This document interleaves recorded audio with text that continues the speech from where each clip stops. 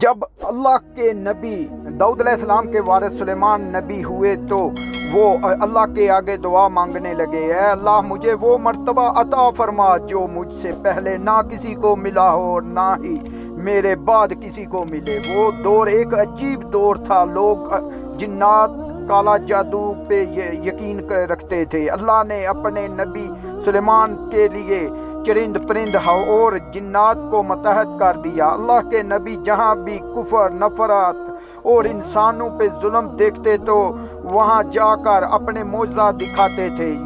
یوں انسان آپ کو اللہ کا سچا نبی سمجھتے تھے اور صحیح راستے پہ آ جاتے۔ اور اگر کوئی جن انسانوں کے گروہ پر حملہ کرتا تھا تو اسے نقصان پہنچاتا تھا تو آپ اس جن کو زنجیروں میں جکڑ دیتے اور آپ کا تحت ہوا میں پرواز کیا کرتا تھا۔ آپ ویسے ہی آسمانوں میں پرواز کر رہے تھے، اتنے میں ایک جن آ کر آپ سے کہنے لگا، اے اللہ کے نبی، زمین پہ بابل کے پاس جناتوں کا ایک گروہ انسانوں پہ ظلم کرتا ہے۔ وہاں کے جن انسانوں کو جلایا کرتے ہیں اور پھر انسانوں کو تکلیف دے کر یہ مار دیتے ہیں۔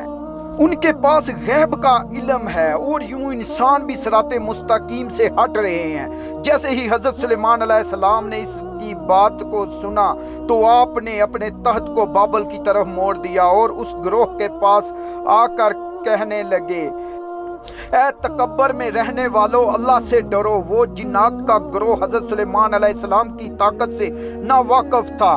اس میں سے ایک جن لاب کہنے لگا، ہم کسی سے نہیں ڈرتے، ہم اپنی مرضی چلاتے ہیں۔ اور اس کے قبائل کے کچھ جن حضرت سلیمان علیہ السلام کے تحت چاروں طرف سے آ جاتے ہیں اور کہتے ہیں، اگر تو واقعی اللہ کا نبی ہے، سچا ہے تو ہمیں قید کر کے دکھا۔ بس اللہ کے نبی حضرت سلیمان علیہ السلام جیسے ہی اپنا عصا ان جنات کی طرف کرتے ہیں تو ہوا اور مٹی کا ایک عجیب طوفان اٹھتا ہے، زمین کو چیر کے لوہا نکلتا ہے اور زنجیروں میں تبدیل ہو جاتا ہے، اور وہ زنجیریں ہر اس جن کے گردنوں پر آ پڑتی ہیں اور وہ تمام کے تمام جن زمین بوز ہو جاتے ہیں اور حضرت سلیمان علیہ السلام کے قدموں میں آ گرتے ہیں اور کہتے ہیں کہ آپ کون ہیں؟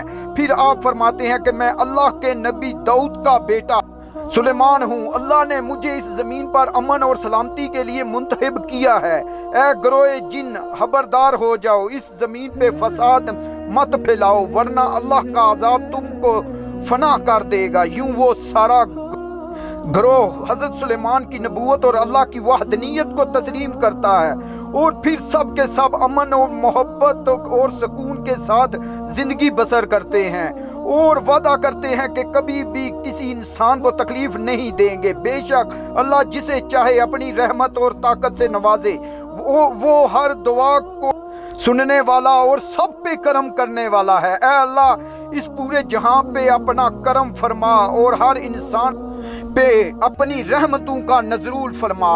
آمین یا رب العالمین۔